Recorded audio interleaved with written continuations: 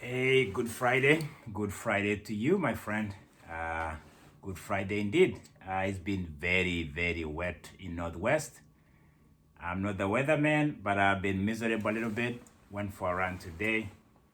As you remember, I told you that my goal this year is to go under 6 minutes, and I've just begun my base training.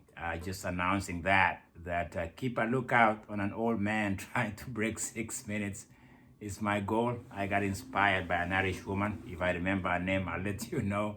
But the inspiration is real. I had a good day, really good day. It's wonderful. What is this? The third day of 2025. How old is that? That's 3 days in, and the year is already looking exciting, looking interesting, and predictable. Who knows the future? Huh? When was the last time we claimed to know the future? We don't. We just know today. And today is a good day. It's a happy Friday to the Sabbatarians, to the Muslim friends. Allah Akbar indeed. And to all those who don't know what I just said, Friday is a sacred day to some people. So is Shabbat. And it goes like that. So, and then here we're gonna just engage a little bit and try to see where we at in Tukuriada. This episode number 97. I know this countdown to everything, and countdown or numbers do matter, and my 97th episode will matter again. What do I have in stock for you? I have just good news that we are alive, we are blessed, we are engaging, we are subscribing, we are viewing, we are liking, and we are taking time to enjoy this JKKC dude. So what's happening, my friend? What do you want to tell me that you haven't yet? You have an opportunity this year to really engage. I recommend that we share or we rapture our souls one way or another in engaging. I think engaging, being present, being real should be the goal for most of us, because that's all we have, the real thing, man. Let's be organic when we can. Let me know what you have in mind, what you think about what I say, what you think what I share. And comments are comments. I don't have to respond, but I can at least get a sense of who you are, because that's the way we know each other. We cannot assume we know each other, because assumptions can take us anywhere. We know that assumptions can be misleading. They can be an hyperbolic, which means in exaggeration, or it could be under projecting somebody or underestimating their potential, because you know thyself, they say. By the way, there's a backdoor story to my story, because I call it backdoor because apparently Beatrice Chebet is not fading. I think the world has realized she was given the short hand of the stick, or she wasn't given what belongs to Beatrice Chebet, and she's in the news. She's in the news in a platform here in America that talks a lot about runners. It talks a lot about athletics. Pretty much I subscribe to that school a lot. Let'sRun.com is where all the fanatics, all the students, all the avid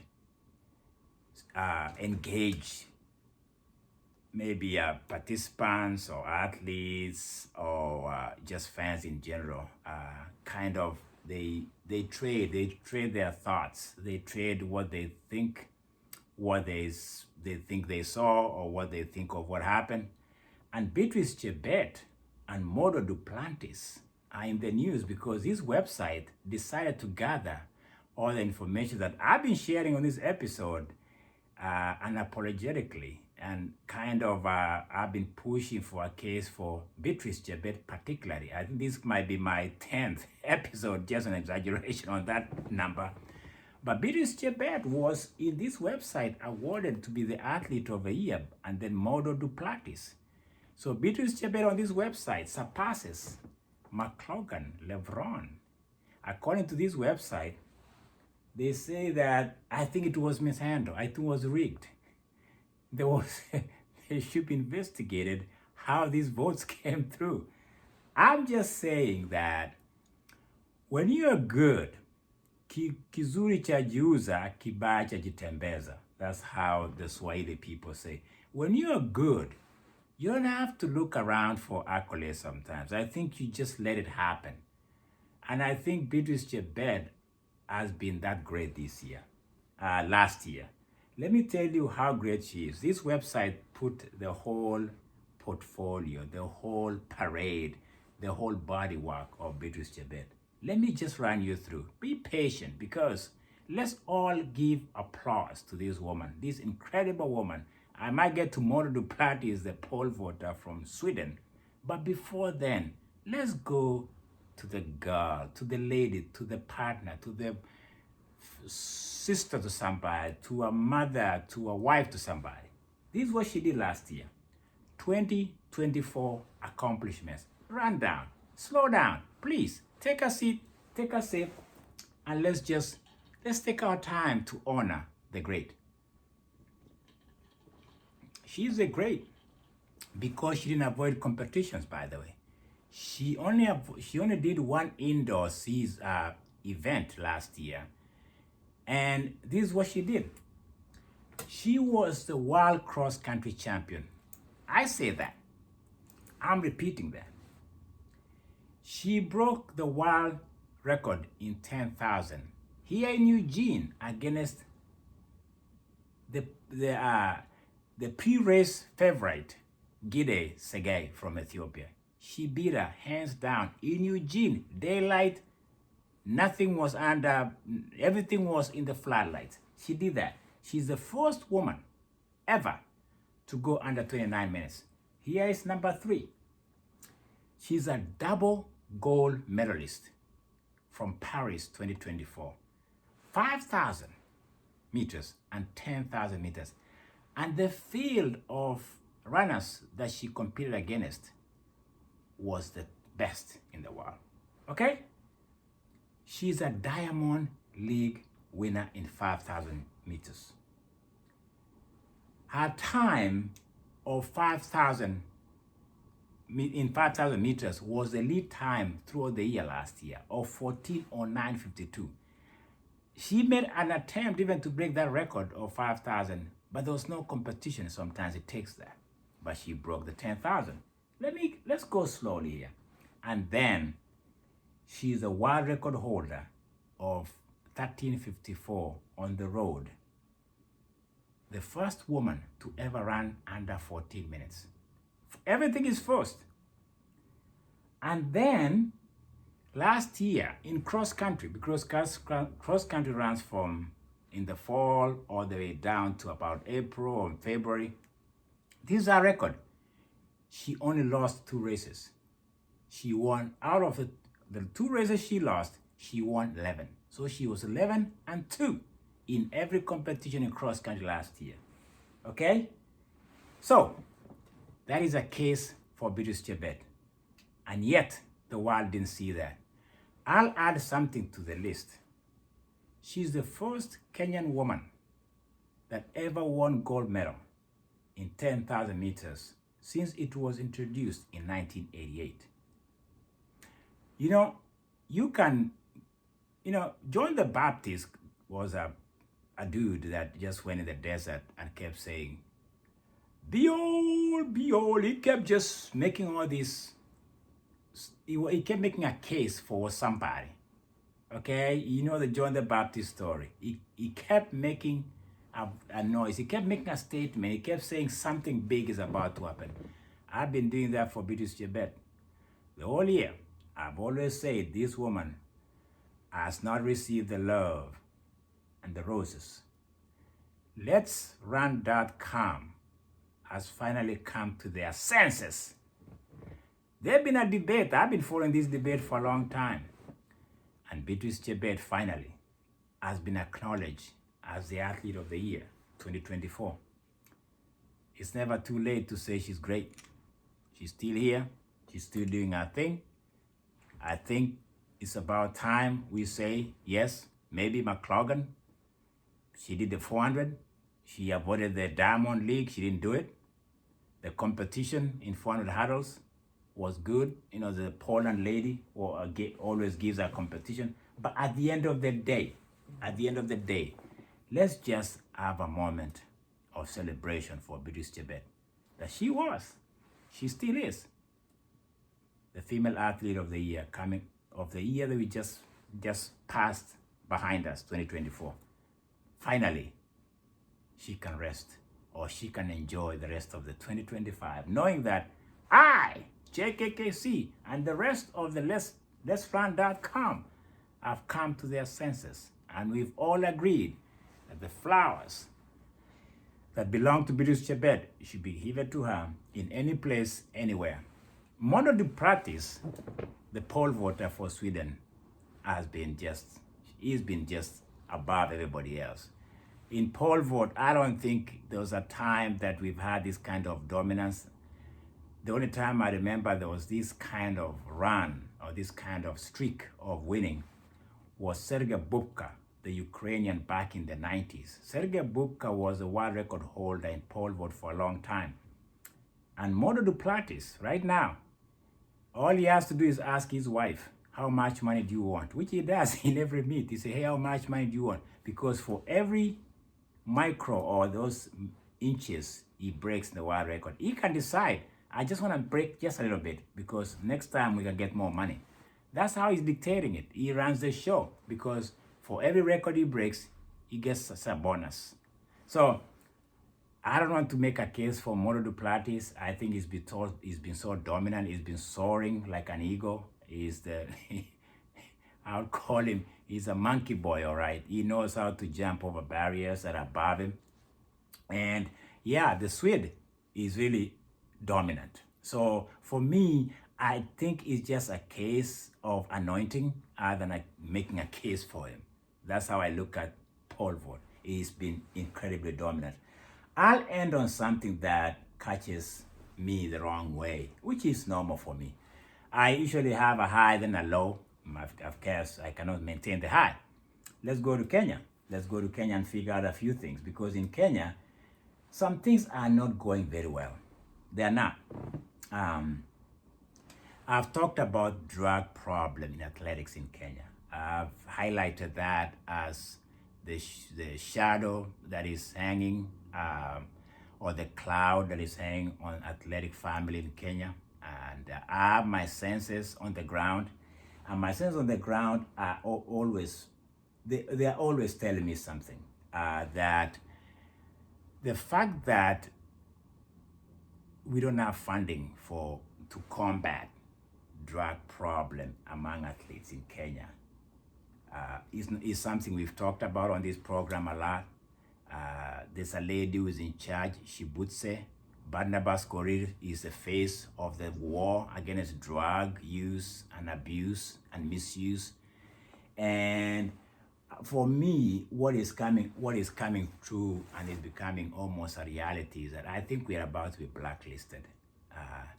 Given the dynamic of Kenya, given the turmoil, given the leadership that is absent, and given the plunder and the recklessness of the nation, if this is a trajectory into 2025, into Tokyo World Championship, my senses, my inner core tells me that Kenya is about to be blacklisted like Russia.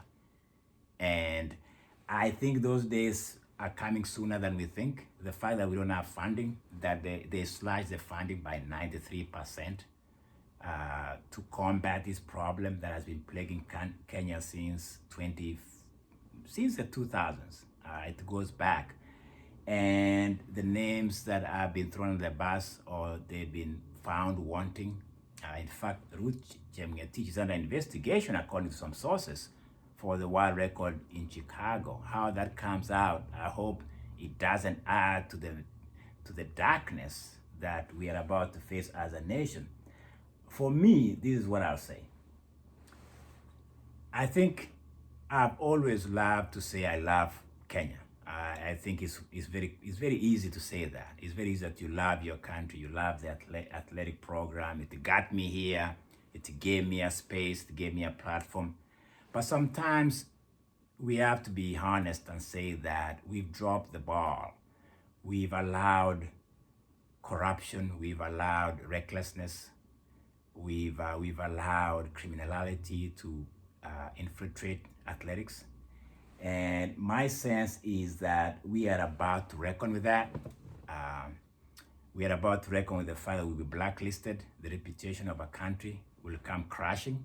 I'm not surprised at all. I think I've been making a prophetic outlook on this one, if I may use those strong words. And to hear the leadership in denial is a problem, because at least you better admit that's a problem, that we are having funding problem, that we are having corruption problem within the whole framework of combating the problem. But to stand there, even the last thing I heard was Barnabas Korir claiming that they are on top of the problem and that they are kind of steering the country towards the right direction.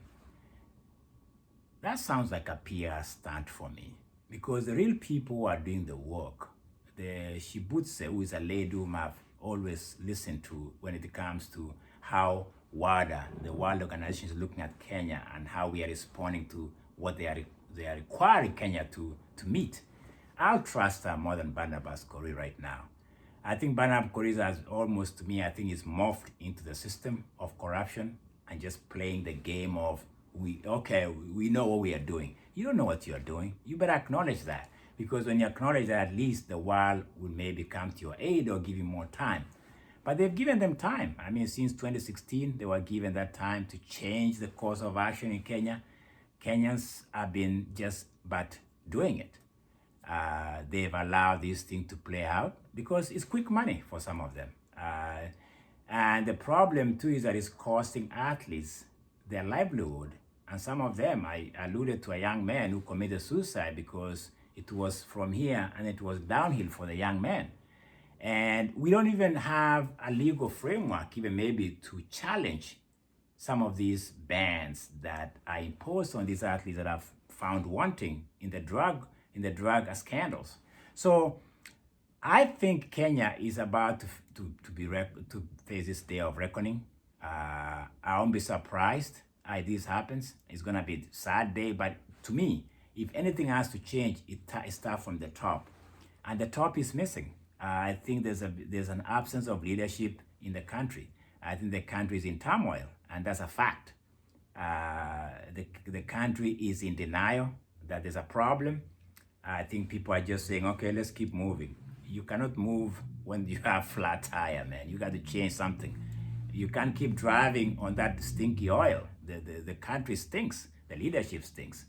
And so it was Good Friday, but you can sense that it's never Good Friday when you have to investigate and interrogate a subject like drug use and drug abuse and drug enhancement within a country, within athletic.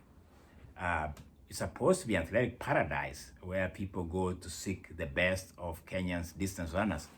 I think we've taken our running and our reputation for granted for a long time, and I think it's come back to bite us as a country. So, is it doomed?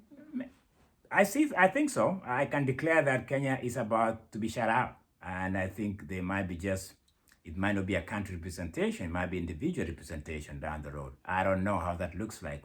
Time will tell. But again, it was for Beatrice Chebet as Good Friday comes to us.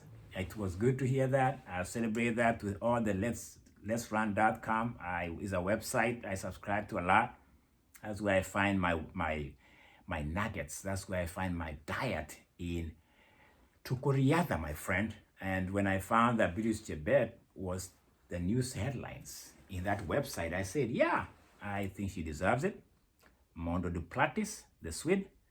And yes, let's face it, we cannot live a lie, Kenyans. We are about to be shut out. It was me, my friend. Enjoy the weekend. Go Blues against Crystal Palace.